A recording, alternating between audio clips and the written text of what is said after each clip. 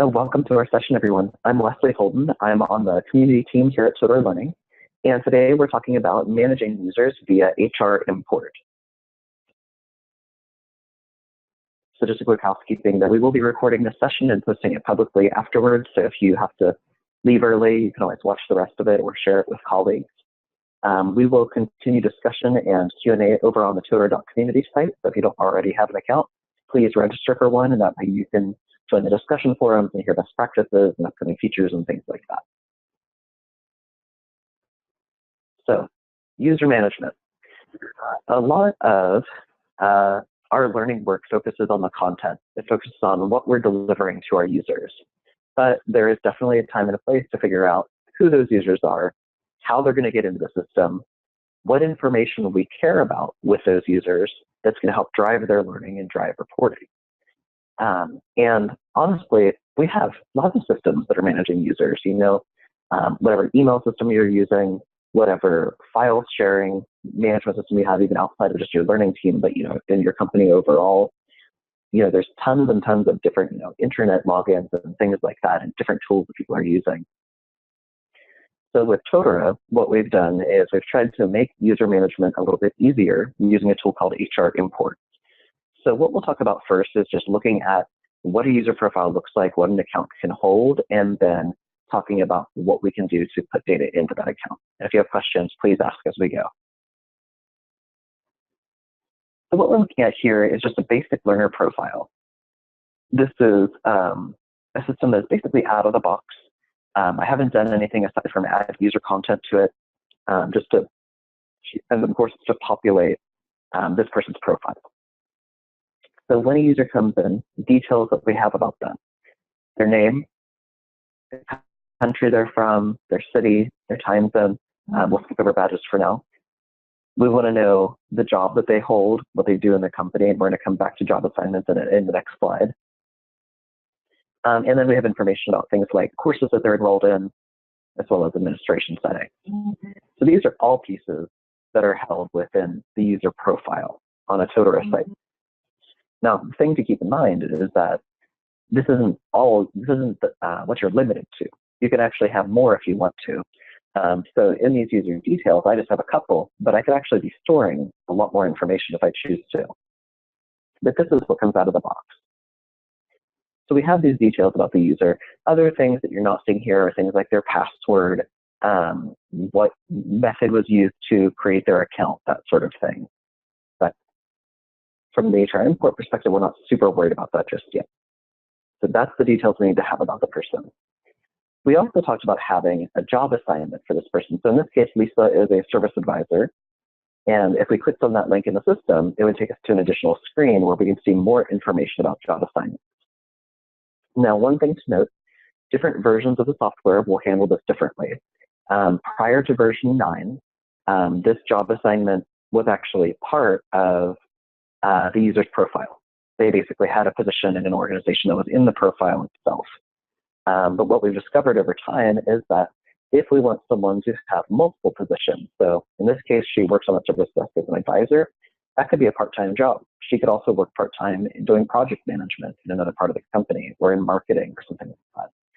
So we needed to have a way to manage multiple jobs. So we've split that out from the user profile. So now we have, and if you're a database person, you can think of it as sort of like a data normalization thing. We've got our table full of user data, and then we'll have a table full of job assignments where the job assignment is linked to the user.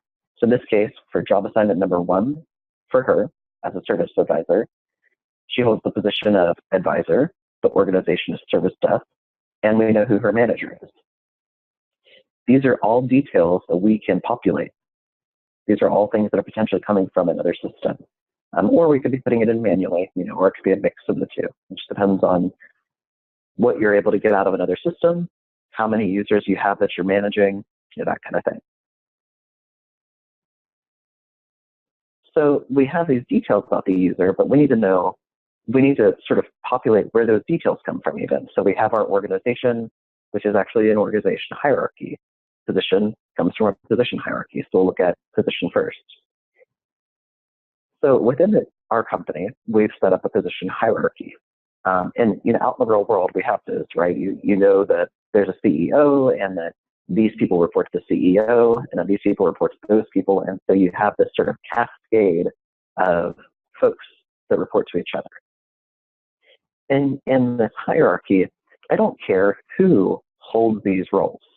All I care is that somebody does, right? So there's somebody who's the chief commercial officer, there's somebody who's the head of marketing. Because what I can do is I can set up all of these different positions in the system. And then I can link this position to this person.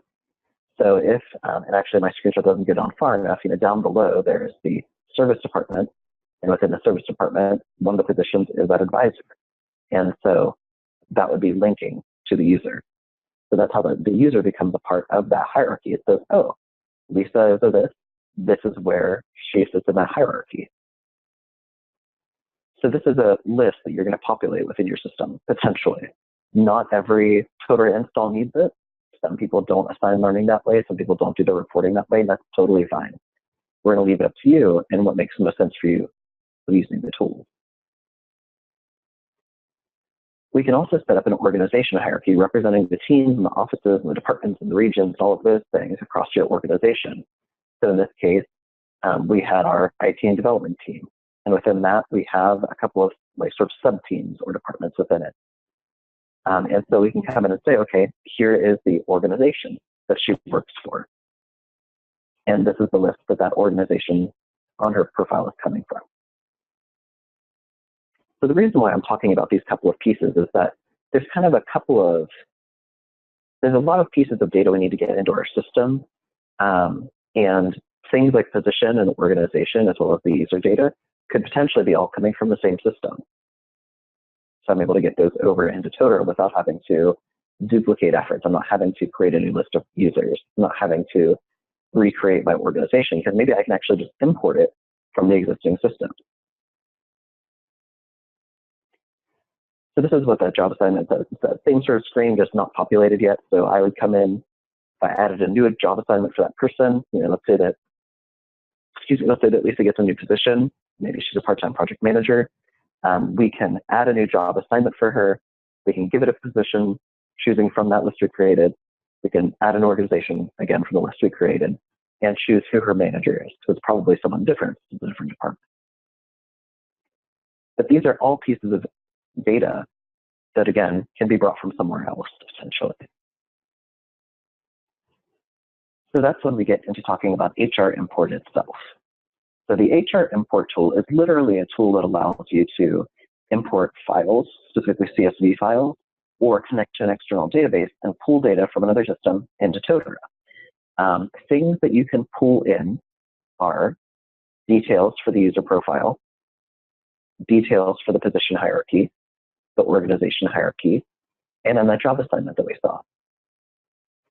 And one of the things we are going to do, I'm kind of talking at a high level. I'm going to walk through this in the system as well, just so you can see what the process looks like. But just know that these are all pieces that are options that you could bring into the system from elsewhere. If you're a government organization and you have hundreds of departments and teams and things like that, being able to import that list and automatically maintain it from another system is going to be much more useful than having to do it by hand. So what we're going to do is we define within each of our sites what pieces we want to import from somewhere else. Do we want to pull in users? Are we using positions and organizations and job assignments? Do we want to pull that stuff in or not? So we can come in and say, yes, we want to pull those elements in. And then we go manage the settings for those elements. So we say, okay, well, where is the data coming from? In this case, it's a CSV file. Does it contain all of the records every time? So for example, like with a user account, does it include all users every single time it uploads, or just the changes, just the updates? So we get to go through and decide what HR import is going to look for, what it's going to be allowed to do. Is it allowed to create new records? Can it update existing ones? Someone's last name changes, can it update that? Can it delete users? If, for example, somebody moves, and is no longer holding that position, are they allowed to be deleted from the system? So we get to define, again, what the system is going to be allowed to do in those cases. So next we're going to walk through these steps, but I just want to talk through them first. So the first thing we have to do is, and actually even there's a pre-step before we get to set up HR import, that's defining what we want HR import to do.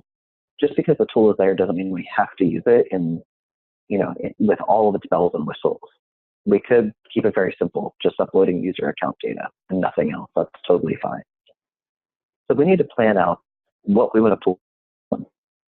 We need to then set up HR import, which includes things like defining what our files are going to look like, defining what pieces of data I want to come in, defining what pieces I want to pull in, like users and job assignments or positions, or which of those I actually care about. We're then going to create an import file, or you might have a database out there that you're connecting to. We're going to really test this a lot before we start managing our user data with it to make sure that our file imports correctly, does the updates we expect it to do, doesn't accidentally delete people. So we make sure that our settings are correct before we're going to go live with it. Then we're going to walk through that process. We're going to upload the data to the system, run the import, and check the logs to see how things turned out. So I'm going to go ahead and pop out of my PowerPoint and go into the system. And if you have questions, please feel free to pop them in. This is also a very high-level look. Please know that there is a Totara community course that does get into this as well. And so if you need a little bit more information, if I'm kind of going too fast or too high level, you'll be able to dig down deep with that coursework. So what I have is a Totara Learn 12 site. All I've done is log in so far, and that's it. And I haven't set up HR import at all. So you're going to get this. This is basically what a system looks like out of the box. So what I'm going to do is first go under my configuration to HR import.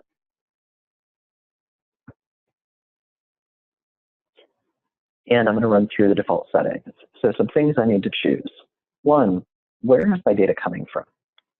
Is it going to be files that are being uploaded to the system through the user interface, like literally I'm going to go push a button? Or do we want it to go look for those files? Well, it's up to you. In my case, I'm going to upload the files through the user interface. The reason for that is I want to show you that process. If it's doing a directory check, it's literally just going looking somewhere on a file server for files to pull in. So we'll go to upload. And then the rest of these settings are around like notifications and scheduling. So you can schedule how frequently this runs, because long term, what HR import is going to do is automatically go and do this. It's going to look for files. If there is a file with updated users, it's going to pull them into the system. It's going to create those records in the database for us. It's going to update the logs and let us know how things turned out. And then it's going to sit and wait until the next time it's supposed to run and pull more information in. The frequency is really up to you. I've seen some sites that are happy with it doing it, every day, because I thought that's, all they really update their users. I've seen sites that do it every 5 to 10 minutes because they have thousands of users and there's lots and lots of changes happening all the time. So you get to decide how frequently you want this to run.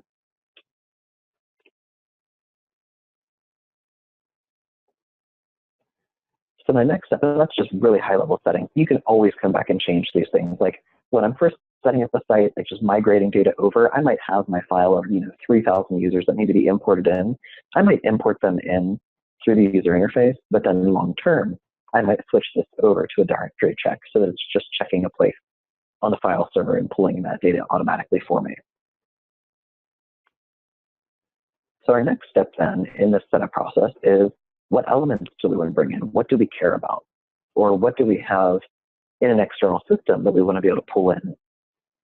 So in this case, and actually I look like I had been playing with these settings a little bit. For my case, I don't want to pull in competencies because maybe I don't have another, maybe that's why I switched to Totara, because I did not have a competency tracking system. But if you want to, in Totara Learn version 12, you can import your competencies in through HR import. Please note that that was a previous version. So depending on which version of Totara you're using, check the documentation to make sure that you're setting up your files correctly, because it changes a little bit between some of the major releases. So in my case, what I think I care about most is going to be the user information, I'm not worried about positions in the organizations for right now, and I'm not going to worry about job assignments. I'm going to keep this very, very simple, just so that we can run through it for today. If I were setting up a real system, like when I set this up for a client, oftentimes I'm using the user as well as the job assignment, and sometimes position in an organization, but not all the time. And again, it depends on whether they have a system that can deliver that information. So then we go and we configure that element. So what actual settings need to be set around it. So we can just click on settings over here. Let's do that. So we have our user element settings, and different things can come from different places. You might have a CSV file, you might have an external database. A lot of times with user data, it is coming directly from another database. It's really up to whether your HR company or whatever tool you're using to pull that data from, if it allows for an external site to connect with it through web services. So I'm going to use CSV. I'm going to upload my files. And then honestly, there's just a ton of settings available here for things like, what do you want to have happen if something is empty, if the field is empty? What do you want to do? Like, does the source contain all of the records or just the changes over time? Do we allow people to have duplicate email addresses? So if some people in the company don't necessarily have an email address, do we want to be able to use like one default email address for those people, that kind of thing? You decide how passwords are going to behave. Like, are we updating people's passwords, or are we leaving them alone for people that are already in the system? And then the bottom part is, what is HR import allowed to do? So with those user accounts, I wanted to create them. I wanted to be able to update them if I have changes. Do I want it to delete them now? Often with training data, it's like we don't want to delete users. We might need to prevent someone who no longer works for the company from accessing the system, which we can do by suspending them.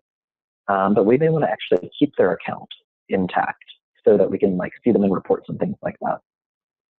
But you can, if you need to, fully delete someone from the system. If it was you uploaded a file, you realized that the data was garbled and you didn't put it together correctly, you want to just completely delete those users and start fresh, you can do that, fully deleting those old accounts. Typically, I see people suspending accounts. That way people can't log in, but the reporting data is still available. Okay. Then we can fire off notifications if we want to. So when a file runs, if it runs properly, or if it runs into errors, who should get an email letting them know about that? And then how do we want to schedule? So I'm going to save changes and just leave a lot of that to default. So now that we've defined the elements, next we need to go and define what the source looks like. Where is this data coming from, and what is that going to look like? What fields are going to be included? The odds of one system and another system having the same name for different values, like surname might be used and last name might be used in the other, that kind of thing. We need to go through and tell the system, okay, in Totara it's called this, in the other system it's called this other thing. So up at the top of the screen, it's going to show us what our CSV file needs to look like. And there are some default fields that have to be included no matter what. ID number, so that's literally a unique user ID for the user in the system. The last time their account was modified, that they're going to use address to be unique for every user, their first name, their last name, and their email address.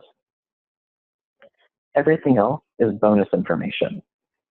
And so I'm going to scroll down through, and we can add additional pieces here if we want to. So we can say, well, actually, I also would like to see city. I also would like to include language because I have different language learners on the site, and their language will define what coursework they see sometimes. We might want to also populate their password for them. We'll add those pieces. So everything I'm checking are the additional fields I want to also include in that file. And then down below, we do our field mapping. So this is where we say, well, actually, in the other system, it was called login, but here it's called username. In the other system, it's called surname. It's a really common one I see. In Totara, it's called last name. So this way, when we create our CSV file and we're importing data in, or when a system's looking for the database and looking for a column and says, I see surname, what does that match in Totara? Totara goes, oh, that matches last name, because we've set it up here. I'm going to scroll to the bottom. I'm going to go ahead and save. If you leave this blank, you don't have to worry about, basically it means that it's going to look for password. Password is typically password in most sites. So, oh, and there's a question, does the order in the HR import file important, or does the header title align no matter what? It doesn't matter what order it's in. It'll figure it out. Good question. Yeah, because a lot of times in other systems, we can't control the way it's going to come out, basically. So yeah, you can have those fields in any order. So now that I've saved, I can see there's additional pieces I've added up in the top. So my next step is actually to create a CSV file. And there's a couple of ways to do this. The other system might automatically spit one out. I also see people creating them by hand, which is totally fine. My recommendation, create things in Excel. So what I'm going to do is go and just start a blank workbook. I know you didn't expect to have an Excel lesson today, but sometimes that's what we do. So I'm going to show you some of the mistakes that I see very commonly. So what I've done is just gone and copied this first line, because this is what Totara is going to be looking for your headers for that file. Okay. Now, if I take that and just paste it into Excel, it gets very weird. And so what I actually wanted to do was take like ID number and put that in a column. So each of these needs to be a column title, essentially, within Totara. Do ID number, do time modified, and you get to decide, if you realize over time, like, oh, I have this additional field that I want to add, that's great. You can come and change your settings and add that to it. If over time you realize, like, oh, I actually don't care about certain things, like I never actually use the phonetic first name, then you can come and remove those from the file. Just make sure that you're changing your settings within Totara if you are changing what the file actually looks like. And I'm intentionally throwing a typo in there just because I want to trigger some errors for you to see as part of this process.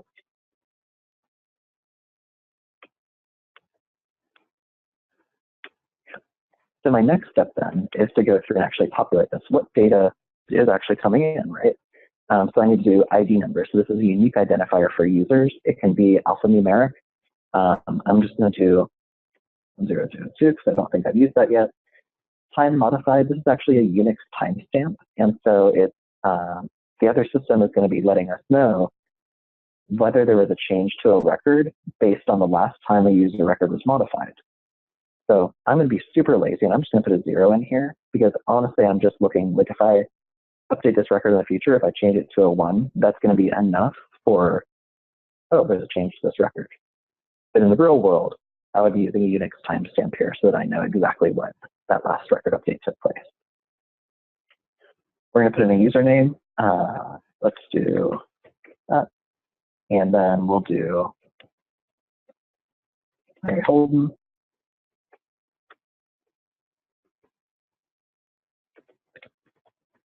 So I am filling this in by hand, and you will see people actually doing this. And if I only have a couple hundred people on a site, I might be able to pull that, like I might be pulling that data from various spreadsheets and things like that to get it into a file. And that's totally fine.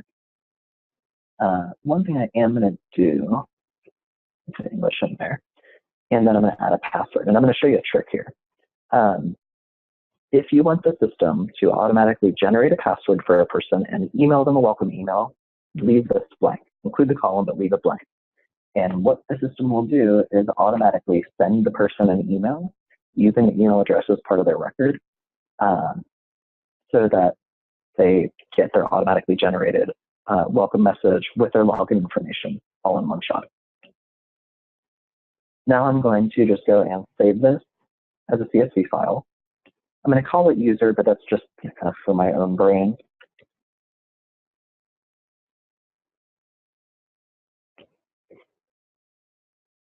Okay, so we've defined our source. We've created our source file.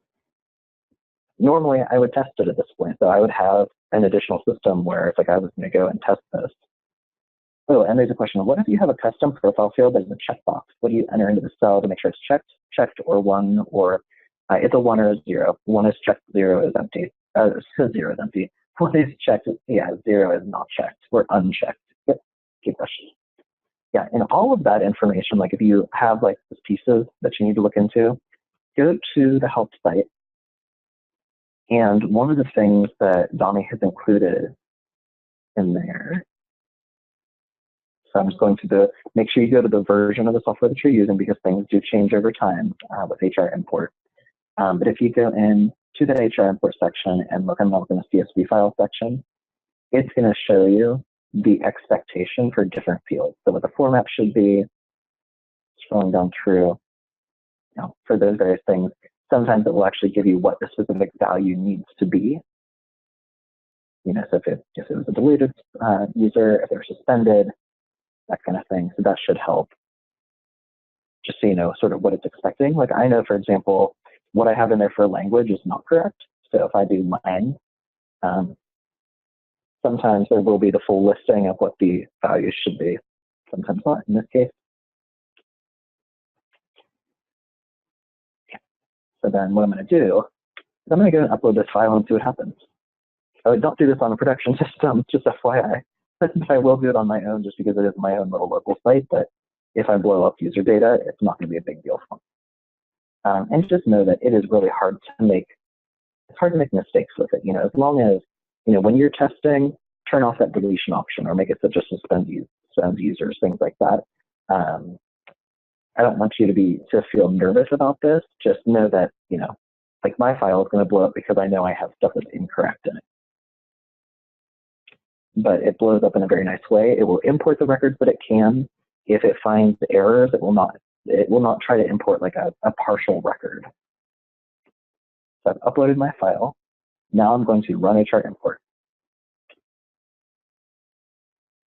And just know that this process can be automated to where the system is automatically looking for things rather than you having to come and push the file up. I'm just pushing it up so you can see the process. Now, I've already run into a couple of errors. In this case, I forgot to change my mapping. I'm going to go and change that real quick. Remember, I had mistyped it intentionally, so I'll make that surname now. And then I'm just going to upload the file again. When you upload the file to the system, what it's going to do, let me go back to sources and upload. After the file is uploaded, it's going to be deleted. So whatever file location it's being dropped into, like out on a file server, this user.csv file, once it's pulled in, will be deleted. So keep in mind that you always have to come and put a fresh file out there for it. And there can only be one file, one for each element. So in this case, it's going to look for that user file. It's not going to look for user 1, user 2, user 3. It's literally going to look for that one file. I'll make sure import again. It did run into some issues. So this is where that log becomes very important. So if I click here, I can get into the log and I can see what happened. So here's my error from the first run. And we can see from the run ID what happened. As soon as it realized there was an incorrect column, it stopped trying to process. Okay, so then in the second piece, we had an invalid language for this user, so it didn't try to import them. And then I actually caused myself an issue because I had additional user accounts in the system. I told the system that every user was always going to be in every file. So what it did was go, oh, all of these other users weren't in the file, so I'm going to suspend them. So something to keep in mind is that users existing in the system will be impacted potentially by HR import. So it is a very good idea to work with your Totara partner, if you have a partner that you're working with, to get this file correct. Usually it's part of the implementation process where they help you through that. As we go through this, I'll keep trying my files until I get one that works correctly, and then I know in the future, if I keep formatting it the same way, that the format is correct, but then maybe like there was a typo or something within the user data that might be causing the issues.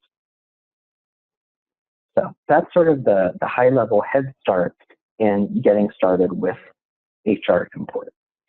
You can use it as a manual process, just for migrating users and getting systems set up.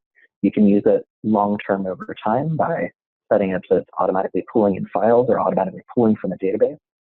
And I want to show you, if you go to the Academy, the Totara.community, and under the Academy tab, I think version 11 is the latest one we've got. There is a course that walks through, there's a couple on user data management, which are really good to look at if you haven't looked at before. But we can go through and you can look more into hierarchy and job assignment. But the big one for you for today is creating users in Totara Learn.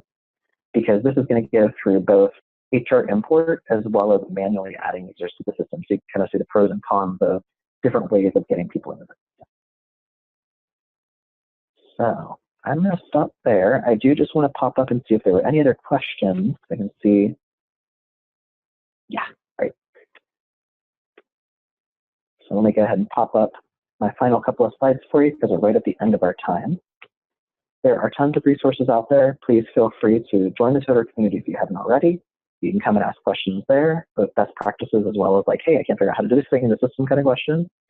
Totara.help is documentation, general website, just lots of good information and case studies. And the Totara demo site is super helpful. It is on version 12. So if you have not seen version 12 yet, come and play with it there. And if you have any questions, you are always welcome to reach out to me via email or on Twitter or on the community. I'm in all of those places. So thank you all so much for your time and attention. Have a great rest of your day. And I hope that you're able to, manage your users in the way that makes life easiest for you.